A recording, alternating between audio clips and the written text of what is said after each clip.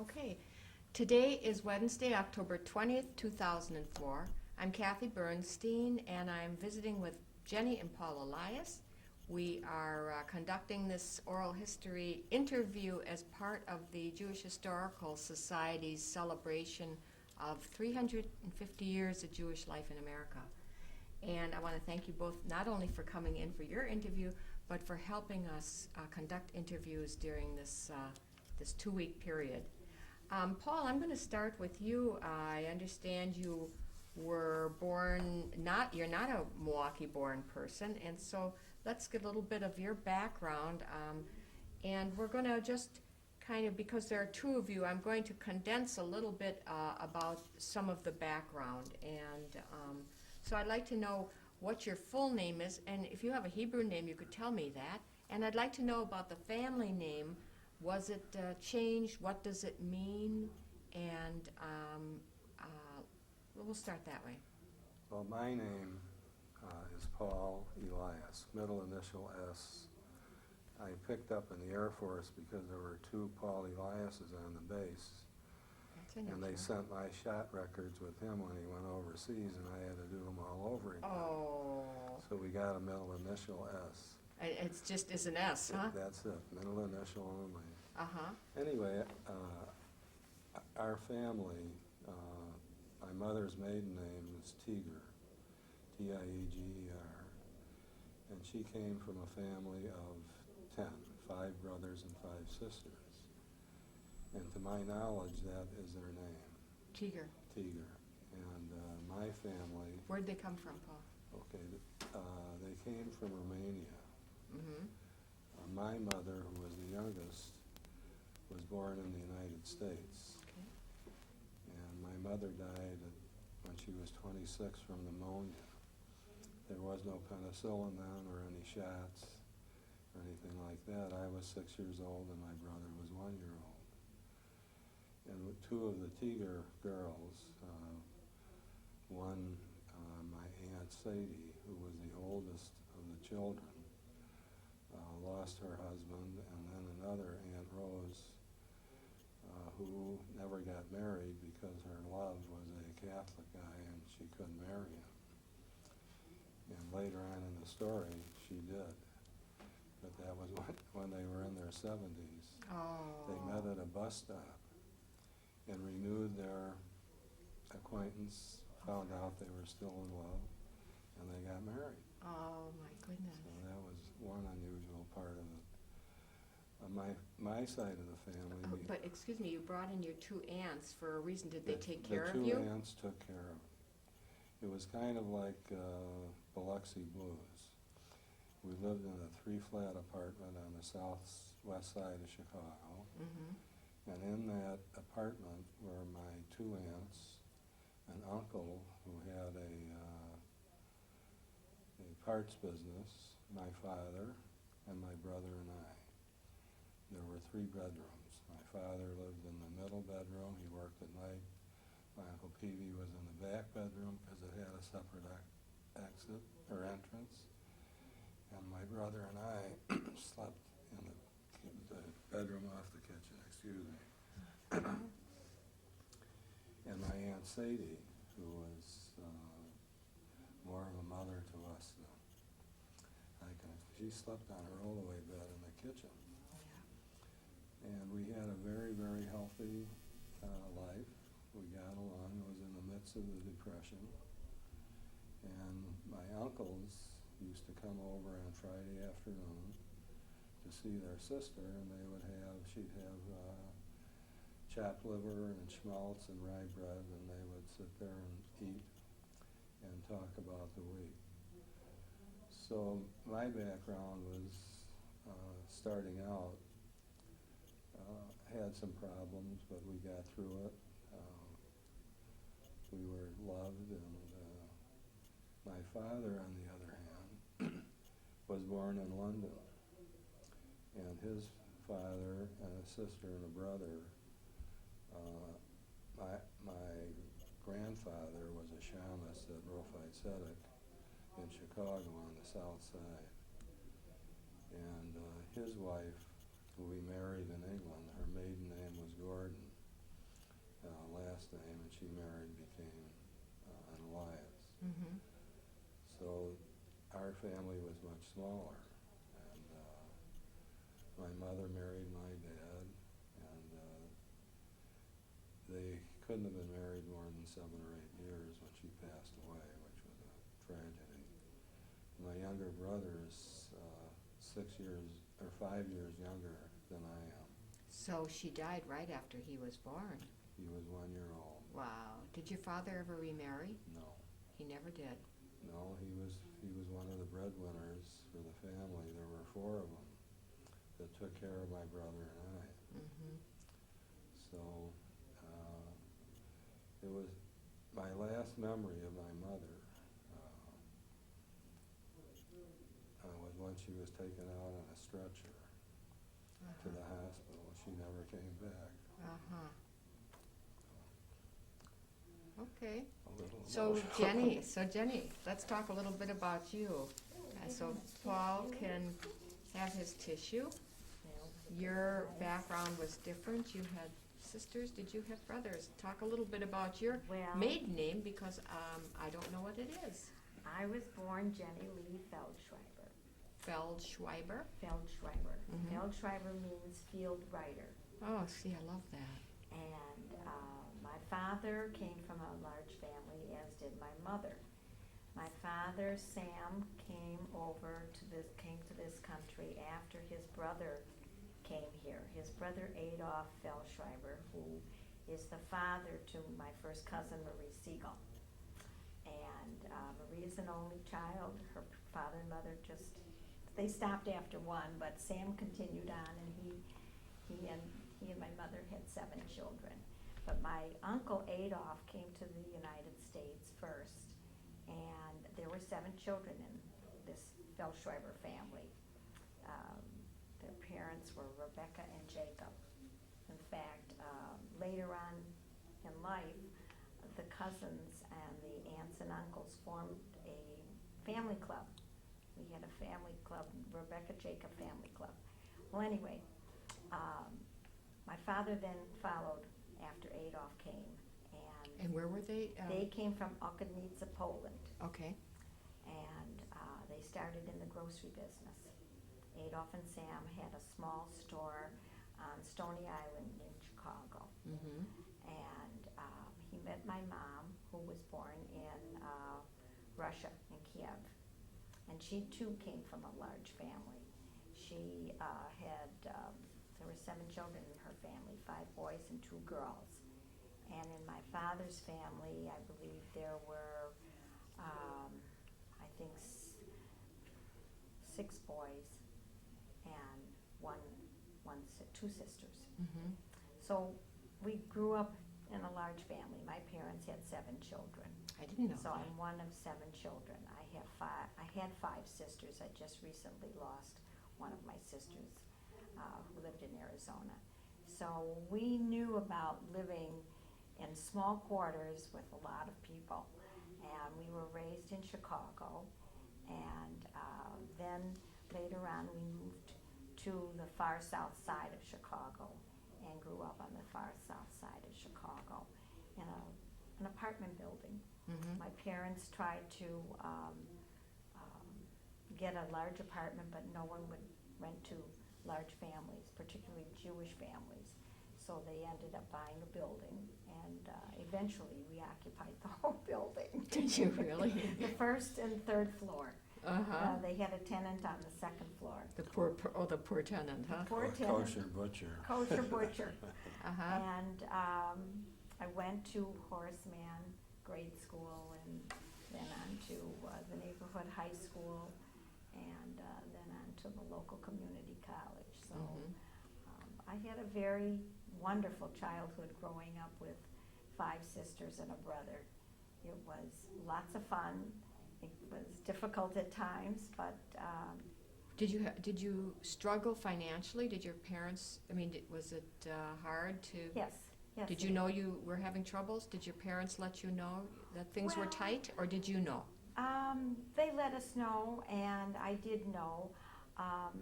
My father and my uncle worked very, very hard.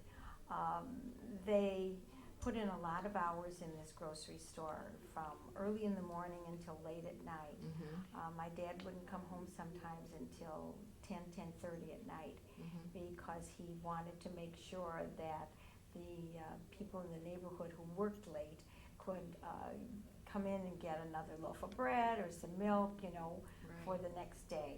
So he came home very late and had his dinner at home very, very late. And we all worked in the store, we all helped.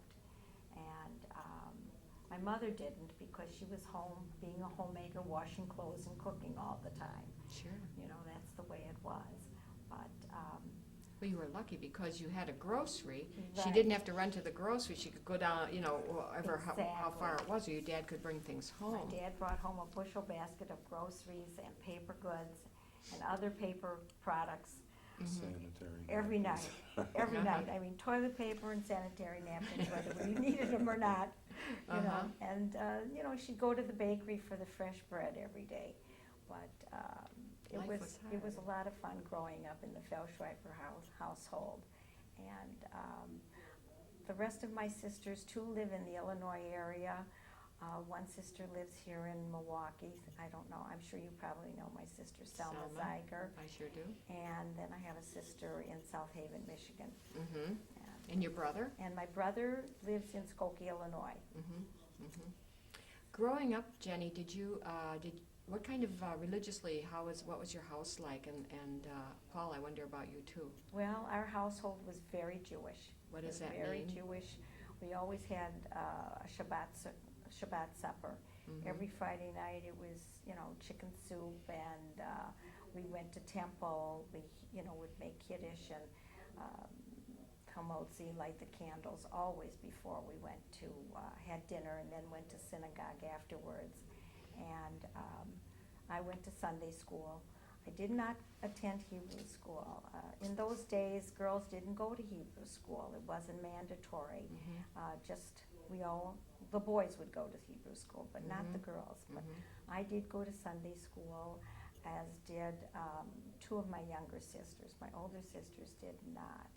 But we always had a blue box in the kitchen. And Tzedakah. Mhm. Tzedakah, and my father was not active in the synagogue, nor was my mother, because they were working all the Sure, time. they worked all the time, of course. But we always observed all of the holidays in a traditional Jewish fashion, and always had a very beautiful Passover Seder. Our home was always filled with holiday songs, and we observed the holidays just as the tradition allowed us to. Mm-hmm. So we were raised very, very Jewish.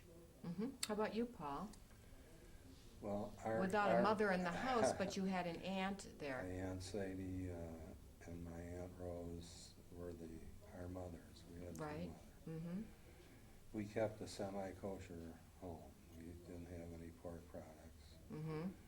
But this was in the middle of the Depression, and money was really tight, and kosher food was more expensive than non-kosher. It is So, in our so household we, too. so we gave up. I didn't Mhm. know about that, but Uh-huh. my aunt told me about it later. And both my brother and I went to Hebrew school, and I was bar mitzvahed from a conservative shul Mm-hmm. on 67th and Carpenter Street in the south side of Chicago. And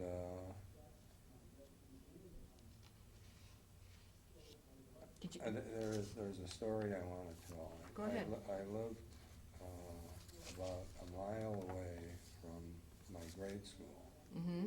from the Hebrew school. And in order for me to get there in time, I would have to run. And there were some kids that used to wait for me. And they knew I would be coming by, and if there was one or two, I'd stop and fight. If there were more, I'd keep running.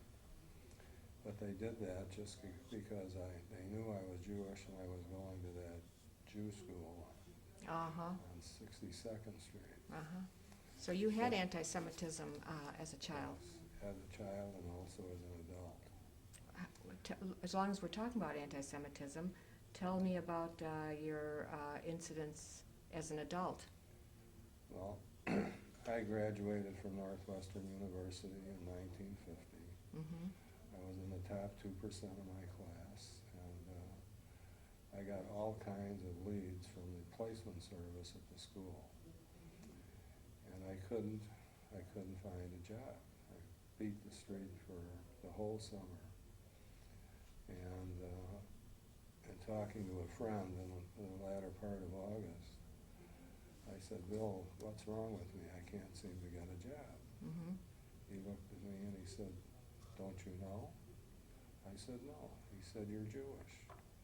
You're going to advertising agencies and they don't hire Jews. He said, why don't you go to the Jewish Vocational Service? And I did.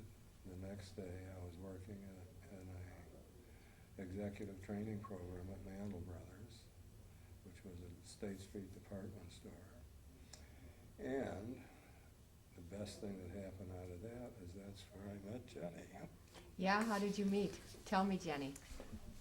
Well, it's kind of a long story, but I'll try to make it brief. Okay. What I'd like to tell you is that several of my friends had gotten jobs at one of the large department stores downtown on State Street. Not Marshall Fields, but there was a store called Mandel Brothers, which Mm-hmm. was just the next block, I think. Mm-hmm. But it was on State Street, big State Street. And they came back and they were bragging about how they got these part-time jobs at Mandel Brothers. And my eyes opened up. And Were you in high school? I was in high school at the time. Okay, and he's already graduated college. He's already graduated. I was in the. Well, you were an older man, yes. I was in the Air Force. Oh, my. Served in Europe. Okay, so you've Came got a little back. bit of an age difference. Yes. 7 years. Oh, that's not Yes. much. He had been in college, graduated Air Force, and now really had to have a job. Uh-huh. So I decided to go there and apply for a job. Mm-hmm. Well, when I got there and filled out my application, all the part-time jobs had been given out. And I was very disappointed. And I turned in my application and I went to the director of part-time employment and I told him that I'd heard about all of this, and he looked at me and looked at my application and he said, why don't you come back here on Saturday? We're starting a new training program for part-time people. Uh-huh. And I said, fine, I'll be here on Saturday. So I came and I trained, and this was before Thanksgiving. Mm-hmm. And they were hiring all of these part-time people to work for Christmas. Mm-hmm. And where did I get my first job? In the toy department. Uh-huh. Working after school 2 days a week and on Saturdays. And working in the toy department, along comes this very handsome red-headed fellow. And I didn't really pay attention to him too much. I looked at him and I thought, well, he's just one of the executives here. Well, he was working for the controller at the time, a woman. Her name was Bertha Blumenthal. And she had hired Paul to be her assistant or whatever. And he was in the department constantly. And I saw him constantly. Mm-hmm. And after Christmas was over, one of the other buyers had taken a liking to me, a very nice woman who ran the lingerie department. Her name was Ida Klein. And she requested that I work for her in her department. And I did. So I was working then as a part-time lingerie sales lady. And pretty soon they approached me and asked me if I would work in the bargain squares. In those days they had little like kiosks at Mhm. the bottom of the escalators Mhm, on mhm. all the floors. Right. And they placed me in this little kiosk at the bottom of the escalator on the lingerie floor. And I was selling all kinds of stuff on that square. Well, they had something that they called a Playtex hair cutter. And I was demonstrating this Playtex hair cutter. And he would come by every day to collect the register tapes for whatever was on that square, because it was part of the department that he was working for. And the sales just went crazy with all of the lingerie objects and this hair cutter, which was part of the notions department. I had cut my hair in order to demonstrate this, and I did this for several days. Did you have any hair left? No. I came home with my hair cut so unevenly, but I did it to sell it. Uh-huh. And he was very impressed, and so were the buyers. And that's really how we met. Did you have your eye on her? Her boss, Ida Klein, said to me, Paul, do you know Jennie Feltschreiber? I said, yes, I know who she is. She said, she's a winner. You better She make was a right. move. So you did?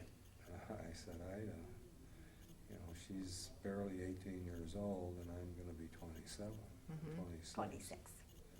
I said, there's quite a difference. I said, she's a very lovely girl, and she's a hell of a salesperson.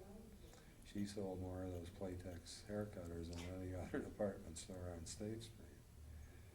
So I didn't He didn't pursue me. And one night, everyone left the store after work at one door. It was a safety control. And it was raining. And I was standing there, and Jennie came up and stood beside me. Well, I missed my train. Yeah, she said, I missed my train. You have a car? I said, yes, I do. Very assertive. Yeah. Very assertive. That's why you're a good So salesperson. I said, I'll take you home. We're going to get wet going over to the Monroe Street parking lot. Well, I drove her home, and we sat in front of her house for, it must have been Over an hour, just getting Talking. acquainted. And I thought, I had second thoughts. Well, that summer, I went to Florida with, I should stop. Selma was having a baby, and she was, she had to stay in bed in order to. Who? Selma's My eye. sister. Oh, okay, okay. So they sent Jennie to Milwaukee to Oh. take care of her. So, and she was gone, and I was in Florida with two of my friends, having a great time fishing and drinking and dating and whatever. Whatever. And I found myself thinking about Jennie because, while it wasn't as much fun as it's cracked up to be, so I wrote her a letter and mailed it from there, and came back. She was in Milwaukee. But when she came back to Chicago, we started dating. So And when did you get married? we got married? I got June 20. engaged to her on St. Valentine's Day. Yeah. My Aunt Sadie, whose husband was very well off, he had a nice Earrings. pair of earrings, diamond earrings. And she gave one to me and one to my brother. Oh, really? So that's how I got engaged. Yeah, we set the diamond into a ring. That was lovely. And he gave it to me on Valentine's Day, and then we were married June 28th, 1953. So how old were you then, Jennie? I was 20. Okay, so you knew each other for 2 years. You know, it's interesting to me because I've known you both for quite a number of years, and I've worked with you in all of our campaigns in all different capacities. And now I see why one aspect of why you both are phenomenal campaigners. Obviously you care about the cause, but you also were both salespeople. And I didn't know that. And I mean, you're just so smooth and nothing bothers you. And if somebody says no, okay, So you got married, and what happened then? How did you end up in Milwaukee? And when did the kids come? Before you came here, after what? Well, by that time, I was a buyer in the notions department. Jennie mentioned it. And it was not the kind of work that I knew I was going to Stay make with. a career out of. The store was open late at night, and we worked six days a week, and for very low wages. And I decided to leave, and I took a sales job with Playtex. And I was selling pillows and baby pants and bibs and stuff like that, and traveling the territory. I didn't have to stay overnight except in one place. That was it. And I was working that job, and about the time that Jennie was helping Selma, Mm-hmm. I had spent a week in Milwaukee, a week of vacation working with Hy and Selma. Mm-hmm. And the idea was I was supposed to take a look and see what the business was like and whether or not I would like to do it. So my father-in-law, Sam, was very anxious for me to move with Jennie to Milwaukee. And we talked about it, and we decided that we would do that. So that's how we got to Milwaukee. I see. So it was your family that made that Correct. happen. So you moved here, and you worked for your father-in-law or your brother-in-law, or? I worked for Hy Zeiger. Uh-huh. Let me ask you something. Did you work after Selma got better, or? Yes, I did. What happened is that after Selma got better and she had the baby, who is her oldest son, David Mhm. Zeiger, I went back to Chicago, and I went back to school. I had been, No, you were married though, weren't you? no. Oh, this is before. This Okay, was fine. before we All got right. married. Okay. I went back to school, and I was still in school, and he had a New Year's Eve party. Mm-hmm. And we had been dating, but very seldom. Mm-hmm. And I had a lot of friends and went out quite a bit, but I really liked him a lot, and he didn't show much interest. So we ended up spending New Year's Eve together, Mm-hmm. and I just posed the question to him. I told him, I said, I'd really like to know where we stand, and you know what's happening. Where's this relationship going? Mm-hmm. And he then asked me if I'd like to, get married in June, and I really was very taken aback by it. I really didn't expect that. I see. So then we did get married in June, Mhm. and then a year and a half later, we had our first child, Eric, Mm-hmm. and we moved here when Eric was a year old, Okay. and he was working for my brother-in-law at the time. I see. Okay. And I'm going to end your. I'm going to not end it, but I'd like to move on because I want to talk definitely. about your activities, and I really want to talk about your activities in Milwaukee because I don't know another couple hardly that have been so instrumental in so many areas of the community, and not just in campaign. I mean, you've sat on a zillion committees and so on and so forth. Both of you, as I mentioned before, were fabulous campaign workers. You both won Campaign Worker of the Year, and you've been chairs of divisions, and oh my goodness. How did this come about? How did you end up, when did you start getting active in the community in this, and we'll talk about Milwaukee and so on, and who brought you in? Who brought you in, Paul? How did that happen? Well, when we lived at what was called Stradle's Cradle. Sure, I know where that is. Mm-hmm. And there were a lot of young couples with young babies. And some of them were Jewish and belonged to B'nai B'rith. So we both joined B'nai B'rith. Okay. And we met a lot of people through that. Bob Weiss in particular was one of our neighbors. And we were involved in B'nai B'rith activities, and I'm trying to think of the name of the director of ABL. Sal Soren? No, before him, yeah, I don't know. Sales? Yeah, Sid Sid Sales. Sales. Sid Sales. Mm-hmm. Well, we went to a meeting, a night meeting in Sydney, was talking about ABL Mm-hmm. and about their activity and anti-Semitism, etc. And I related some of the stories of things that had happened to me. Mhm. And I said, why can't we do something about Mm-hmm. anti-Semitism? And he offered me a challenge. He said, if you want to do something, get active in ABL, Right. and we'll work together. And so you did? So I did, and I became president of the regional board. And And you were president of B'nai B'rith too. I was president of the B'nai B'rith Lodge. And that led to our first trip to Israel, which was in 1965.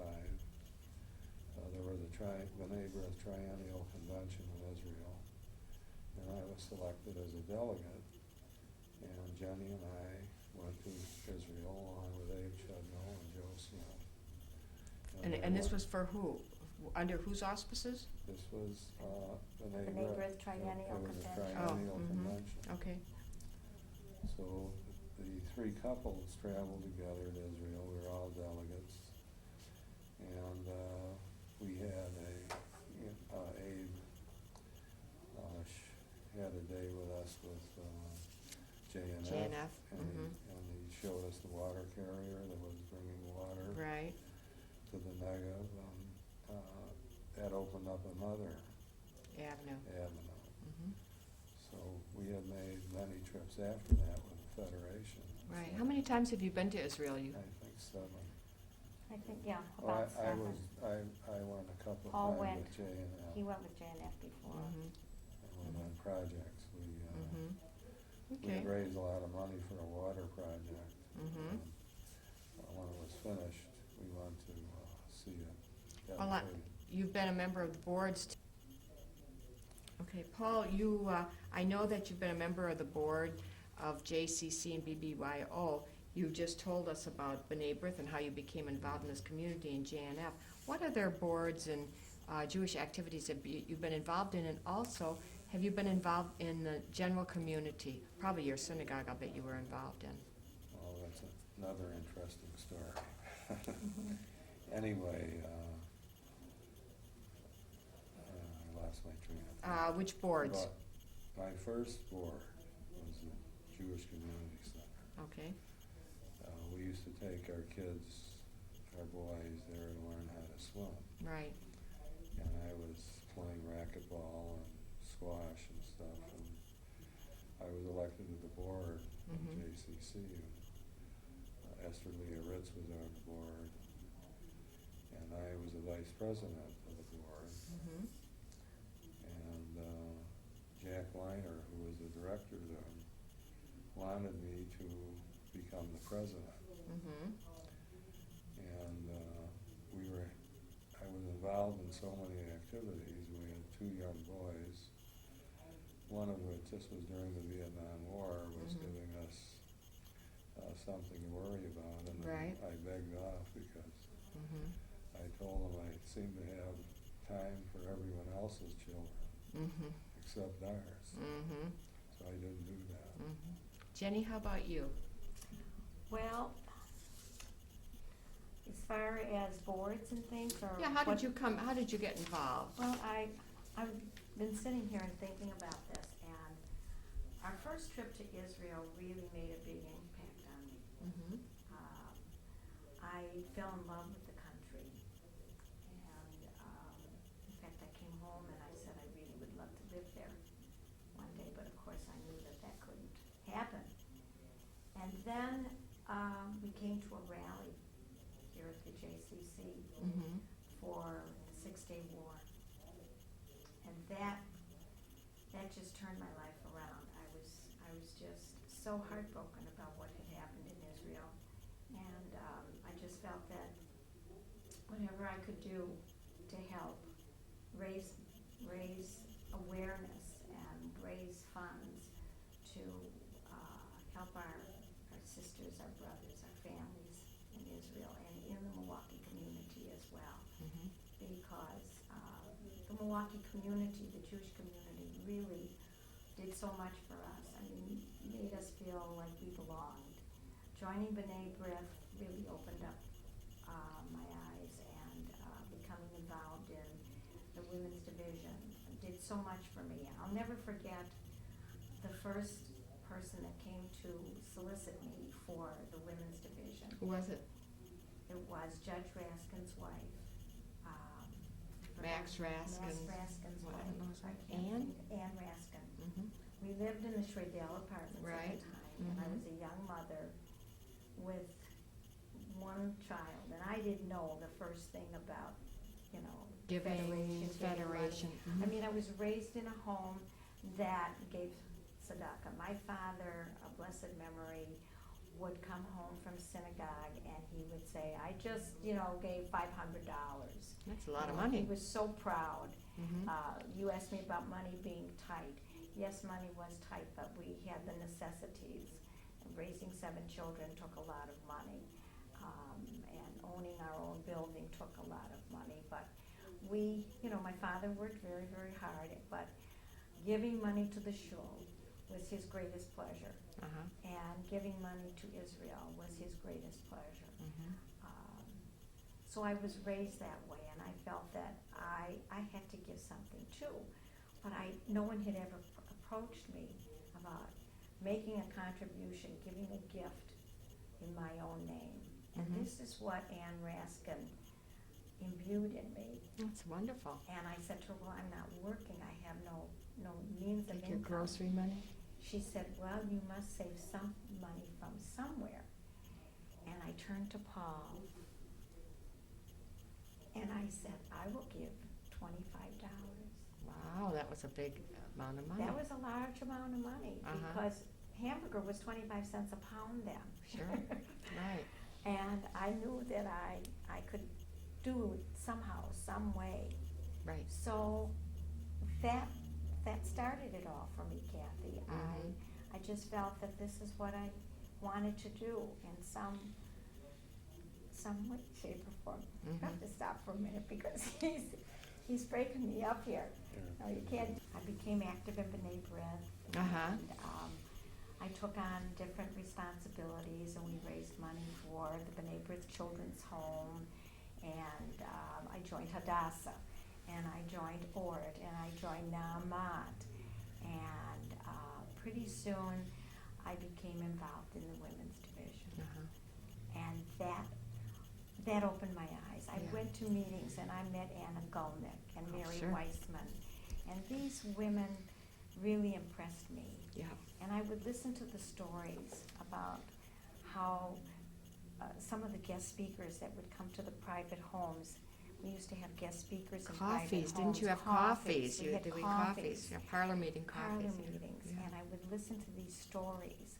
And I came home so excited after meeting them and listening to what happened and how all of these Jewish people were saved. And Uh-huh. I knew nothing about that growing up as a young person, as a child. Mhm. I didn't know anything about that, maybe because I just didn't pay attention to it. But I was encouraged, and I felt that I had to do that, and I had to give whatever I could to inspire other people. And pretty soon I was asked to take on chairmanships or be a chairman of a division and sit on committees and panels. I learned so much about the panels, the different budget panels that I Right, sat on. sure. Where your money went. Where the money went, and it Mhm. became so interesting. And I tried to share that with other people Mhm. that I knew. And I would bring our children here to the JCC to swim and to take them to camp. But I never spent much time at the JCC as an adult because I really didn't find much activity for myself as Mhm. a young mother. Mhm. So when the JCC moved out to Whitefish Bay, I spent more time there in the past 20 years or 22 Right, mhm. years that it's been there than I did all the years that it was on Prospect Avenue. But yet I still wanted to do whatever I could. Mhm. And I just loved being involved with the women and all of the professionals here at the Federation and at the Jewish Community Center. Everybody works so hard and gives so much of their time that we as volunteers, it's not as hard as people make it out to be. The professionals make the volunteers look so good because they make our job so easy. Yeah, but without volunteers like the two of you, and it's the truth. Any one of us would say it. That you guys are the ones that make our job a joy. How did you become involved in federation? Was it because of your wife? Did No, she force you? And I was on the allocations committee. Uh-huh. I served as a vice chairman in 1967. Oh, that was early. You got in early on. Yes, and in the business division, I think it was. And I learned about where the money was going and how it was being raised. And one interesting experience is that when we were doing our final allocations, Mm-hmm. Max Carl and the lawyer who lives in Israel, and Marv Klitzner? Marv Klitzner. Oh, yeah. All the allocations were done, and Max said that I would like a $14,000 startup allocation for the Lubavitch. Right. And, you know, none of us really knew anything about Lubavitch. Uh-huh. And we were trying to do everything to help the kids. We had a coffee house on near the center, and our kids just weren't getting it. There was some kind of a disconnect, and Max felt that Rabbi Schmacken and his trailer, called it the Lubavitch Mobile. Oh, the Sukkah-mobile? Yeah, Uh-huh. he parked there Mm-hmm. every day, and like the Lubavitch do, he invited kids in, and Mm-hmm. he made an impact on them. He did. That's interesting. So I couldn't, you know, it took an hour before the panel committee okayed the gift. Mm-hmm. How old were your boys when they became involved with Lubavitch? They didn't. Oh, not our boys. Oh, who? He's Oh, not yours. referring to in general. Oh, I in think. general. Oh, I thought it was your boys. No, our boys were Because you were busy. talking about the coffee Yeah. house or something, and that Well, never made it, no. did it? No, it didn't. not for the community. I mean, that was the Children in the- JCC, wasn't it? Yeah, Yeah. I'm not blaming them. I'm just saying it Yeah. was somebody had an idea, but it never really took off at all. No, it didn't. Well, you try, and if it works, great, and if not, you Right. get rid of it. So after that, things, you know, more campaign work, Right. committee work. I was on the board of the Federation and co-chaired the allocations committee and got involved in Jewish education. I've been a panel chair Mm-hmm. for Jewish schools for Right. years. It must Right. be 8 or 10 years now. Mm-hmm. And there, you know, there were other things I can't Mm-hmm. remember them all. Mm-hmm. I do remember when Yeshiva Elementary School became a Beneficiary. beneficiary, Mm-hmm. and we were allocating the other schools a lot of money, a Right. total of $1 million Right. between them. So there wasn't really much money for Yeshiva Elementary School. Mm-hmm. So over the years, over a period of 5 years, we would be able to squeeze out $10,000 or what have you, and it's still not on a par with the other schools, but it's, Well, but they also have choice dollars, yes. you know, which is how they are able to even operate and do that, and they I have. know, at one meeting, allocations meeting, when they were there from Yes, I said, what would happen if the money stopped Mm-hmm. coming? And trying to remember who it was, looked at me and he said, why, we would come to you. Mm-hmm. Right, Yeah, right. exactly. I said, better Hashem. Yeah, right. God will provide, right, uh-huh. And his name is, because time is gonna run out, I wanted to ask you if either of you have an opinion. I'd like to know how you see our present community, our Jewish community. Are you concerned about anything? We have a lot more agencies now today that we were called upon to support than we did when you kids came. And do you feel that, are you concerned about anything within our community? I've been concerned about it for 20 years. And which is it that you're concerned about? Well,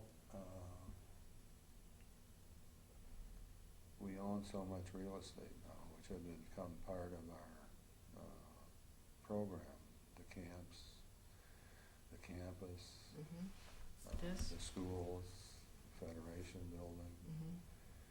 And there were a number of philanthropists like Phil Rubenstein, Max Carl and all that who gave large gifts. And they're, either retired, Mark Kutzner lives in Israel, No, he's gone. he died. So you're Very concerned well. about the fact that there aren't the younger those kinds of philanthropists. But wait, let me finish. Okay. For a decade, I worried about it.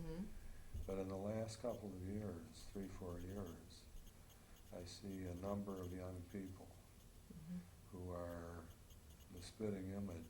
They don't have the big bucks, but they're going to have them because they're in those kind of businesses.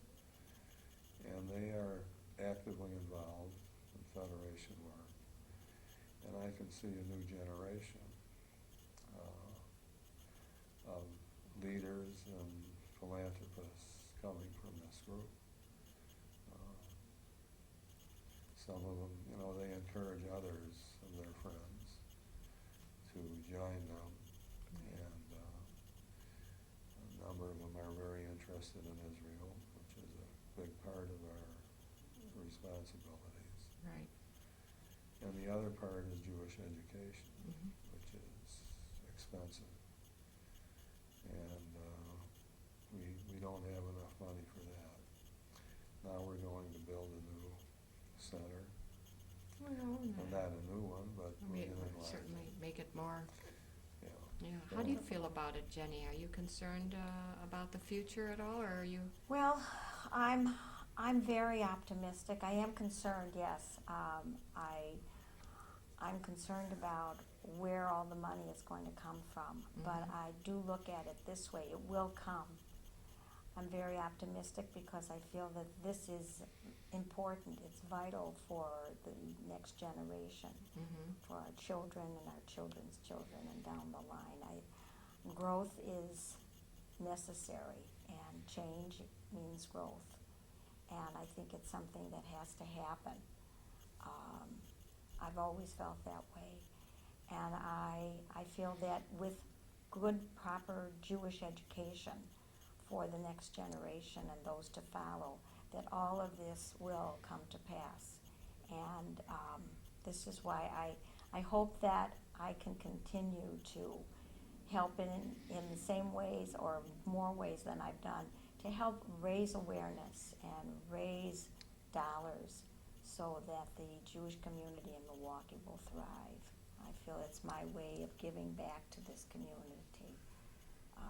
I love Milwaukee and all the people that it stands for. I may not have been born here, but this is home. Oh, I think of you as Milwaukeeans. It's interesting. Definitely. And I'm very optimistic, and I think it's all going to happen, and it's all going to be good for all of them. And I am as well, because I Good. can see the new leadership building. Some wonderful young Wonderful people, young aren't they? Yes, and they'll make it happen. They Okay. will. Good. And I want to live to see it. Oh, I'm sure, listen, you will. Do you have anything else you want to say? Do you want to, something you want to say to our audience, to the camera, about, Well, there is one thing I did remember that I wanted to just touch on. It goes back to 1996, Kathy, when we were in Israel together. yes, And that too made a big impression on me. The time that we went to the airport oh, and and saw the, welcomed wasn't that something? Soviet. the people from the Ukraine Mm-hmm. come to Israel. Israel. That made such an impact on my life. I've never forgotten it. It was the most exciting time. you ask in the list of questions, what do you remember? What impressed you most? That impressed me so much that I'm grateful for the opportunity that we had to go to Israel. In fact, that was our last trip, and I hope it won't be our last trip. But seeing those people get off of that plane with their little bag of whatever they carried with them, Right. and not understanding anything that we said, but just hugging them and holding them and kissing them and welcoming them into this beautiful land was just tremendous for me, and I will never forget it. Good. And Good. I wanted to share that with you. It was a very nice trip. Look, it's always wonderful to go to Israel, but to go with and I'm very biased because I've only gone with Federation-related trips, but I think the camaraderie on those trips, It's unforgettable. it's unforgettable. And people always said to me, you'll see when you travel with people, every Garfield would say to me, you'll see when you go with the people, you create a bond. Definitely. And you've talked a lot this afternoon about creating bonds with people, whether it was through JNF or B'nai B'rith, and certainly with the Federation. I know many, many people feel very close to you too, as do I. And I want to thank you for everything you do for us and for coming today. Thank you. Thank you. Bye-bye. Thank you so much. For the tape.